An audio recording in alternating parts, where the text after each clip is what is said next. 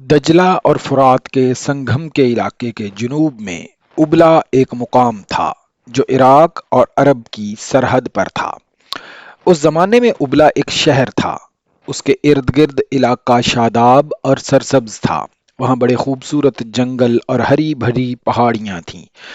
یہ تاریخی اہمیت کا علاقہ تھا۔ آج بھی وہاں کھنڈرات بکھرے ہوئے ہیں جو بزبان خاموشی تاریخی کہانیاں سناتے ہیں۔ ہر کہانی عبرت ناک ہے۔ اس خطے میں ان قوموں کی تباہی اور بربادی کے آثار بھی موجود ہیں جنہوں نے عیش و عشرت کو زندگی کا مقصد بنا لیا تھا اور رعایا کو وہ انسانیت کا درجہ نہیں دیتے تھے۔ خدا نے انہیں راہ مستقیم دکھانے کے لیے پیغمبر بھیجے تو ان لوگوں نے پیغمبروں کا مذاق اڑایا اور کہا کہ تم تو ہم میں سے ہو اور دنیا میں تمہاری حیثیت اور تمہارا رتبہ بھی کوئی نہیں، پھر تم خدا کے بھیجے ہوئے پیغمبر کس طرح ہو سکتے ہو؟ آخر خدا نے انہیں ایسا تباہ و برباد کیا کہ ان کے محلات اور ان کی بستیوں کو کھنڈر بنا دیا۔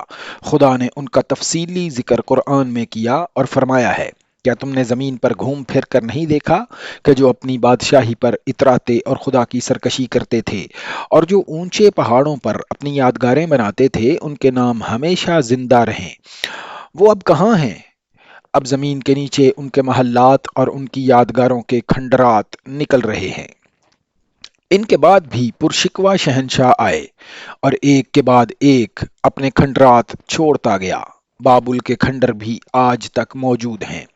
اس خطے میں اشوری رائے ساسانی آئے اس خطے میں اشوری آئے ساسانی آئے اور جب مدینہ میں ابو بکر صدیق امیر المومنین تھے، دجلہ اور فرات کے اس حسین اور عبرت انگیز خطے میں ایرانیوں کا طوطی بولتا تھا۔ یہ آتش پرست قوم پہلی قوموں کی طرح یہی سمجھتی رہی کہ اسے تو زوال آ ہی نہیں سکتا۔ وہ محکوموں کے خدا بنے ہوئے تھے۔ بنت سعود، ایک نوجوان مسلمان لڑکی اپنی سہیلی سے پوچھ رہی تھی، خدام نہیں آیا؟ زہرا بنت سعود کی آنکھوں میں آنسو آ گئے۔ اس نے آہ بھر کر منہ پھیر لیا، تم کہتی تھیں وہ تمہیں دھوکہ نہیں دے گا۔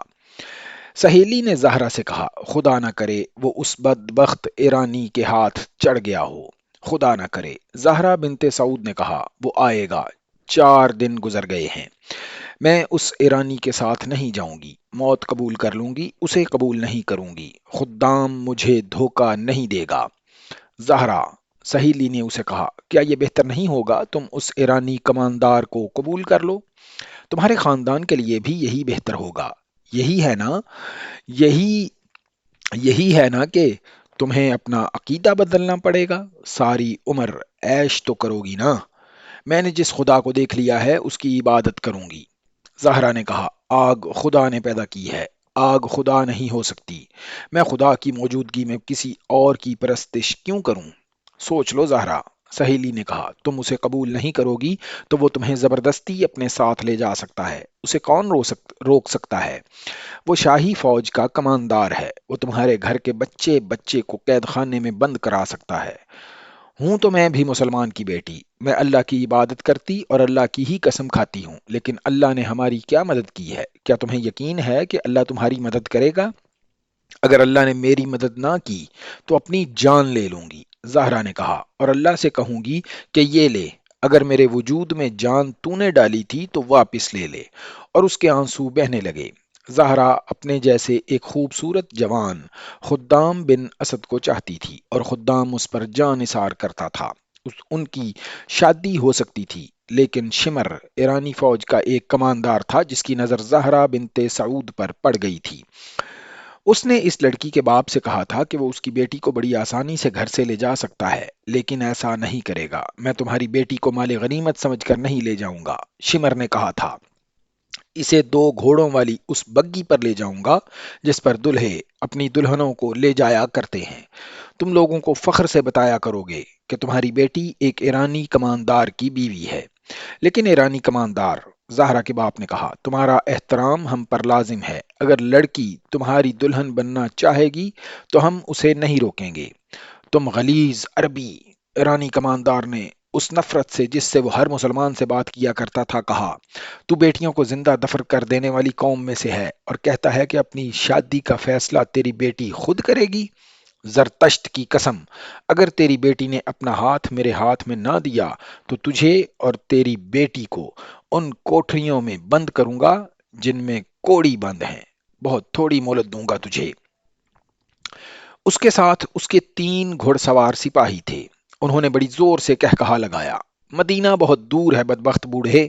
ایک سپاہی نے اسے دھکا دے کر کہا، تیرا امیر المومنین تیری مدد کو نہیں آئے گا۔ زہرا کے باپ کو اور اس کے بھائیوں کو معلوم تھا کہ وہ ایران کے ایک سپاہی کی بھی حکم عدولی نہیں کر سکتے، یہ تو کماندار تھا۔ انہیں یہ بھی معلوم تھا کہ شمر ان کی بیٹی کو اٹھوا بھی سکتا ہے اور وہ کچھ نہیں کر سکتے، لیکن اس خطے کے مسلمانوں کے دلوں میں آگ کے پجاریوں کی جو نفرت تھی وہ انہیں مجبور کر رہی تھی کہ وہ ان کے غلام ہوتے ہوئے بھی ان کی غلامی قبول نہ کریں، اس کا انجام کتنا ہی بھیانک کیوں نہ ہو، اسے برداشت کریں۔ انہیں اپنے اللہ پر بھروسہ تھا۔ زہرا اور خدام کو ملنے سے کوئی نہیں روک سکتا تھا، وہ پھلوں کے باغات میں کام کرتے تھے۔ جس روز شمر زہرا کے گھر آیا تھا اس سے اگلے روز زہرا خدام سے ملی اور خوف زدہ لہجے میں اس نے خدام کو بتایا کہ ایرانی کماندار کیا دھمکی دے گیا ہے، ہم یہاں سے بھاگ نہ چلیں؟ زہرا نے پوچھا۔ نہیں، خدام نے جواب دیا، اگر ہم بھاگ گئے تو یہ بدبخت تمہارے اور میرے خاندان کے بچے بچے کو قتل کر دیں گے، پھر کیا ہوگا؟ زہرا نے پوچھا۔ جو خدا کو منظور ہوگا، خدام نے کہا۔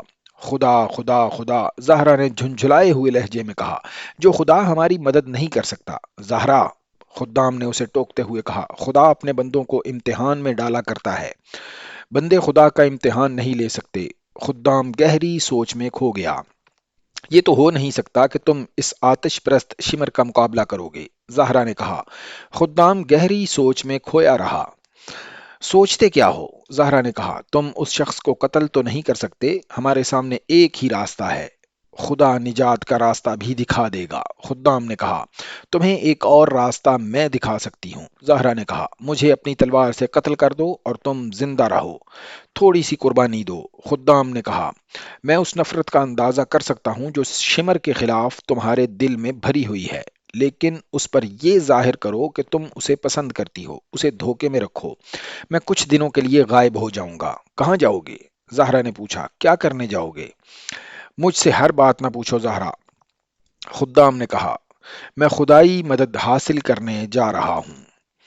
خدا کی قسم، خدام، زہرا نے اس کے کندھے پر ہاتھ رکھ کر کہا، اگر تم نے مجھے دھوکہ دیا تو میری بدروح تمہیں چین سے جینے نہیں دے گی، میں ایک دن کے لیے بھی اس کافر کی بیوی بن کے نہیں رہ سکوں گی۔ اس کی بیوی بننے کا مطلب یہ ہے کہ مجھ سے تم ہی نہیں میرا مذہب بھی چھن جائے گا۔ تم اگر مذہب کی اتنی پکی ہو تو خدا ہماری مدد کو آئے گا۔ خدام نے کہا، خدام، زہرا نے مایوسی کے لہجے میں کہا، میں مذہب کی تو پکی ہوں لیکن خدا پر میرا عقیدہ متزلزل ہوتا جا رہا ہے۔